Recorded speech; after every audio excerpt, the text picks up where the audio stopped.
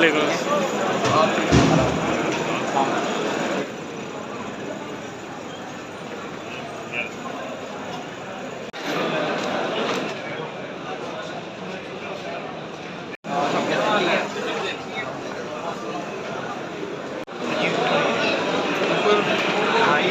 Case का क्या बना है उसके बारे में? हमने इस केस में ये भी एक केस जो है मज़ाक़ा खेज़ केस है।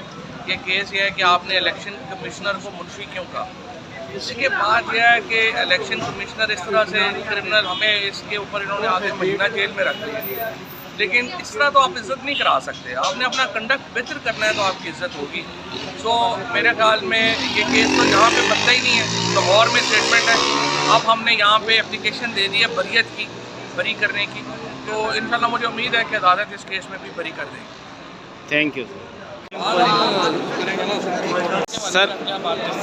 कल खान साहब की साइफर केस में रहाई के बारे में क्या कहना चाहेंगे आप?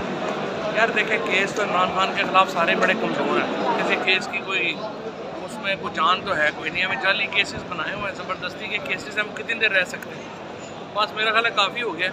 पाकिस्तान को कितनी देर आपने लाठी गोली से चलाना है?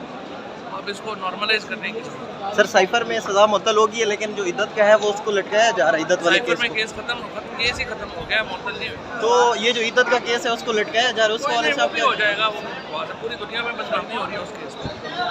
इद्दत के केस में पूरी दुनिया में इस वक्त पाकिस्तान का मजाक बन रहा है। कल आपने देखा नहीं, अमेरिकन जो था स्पोक्स पर्सन, उसके साथ जो सवाल हुआ है, क्या पाकिस्तान के वो बना रहे हैं, दुनिया में मजाक बना रहे हैं। मुस्लिम पर्सनल लॉ को वेपनाइज कर दिया है और ये जो कर रहे हैं कि इसको आप और एक्सट्रीमिज़म पैदा कर रहे हैं।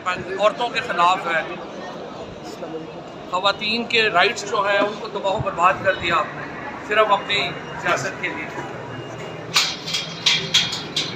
ठीक है, ओके।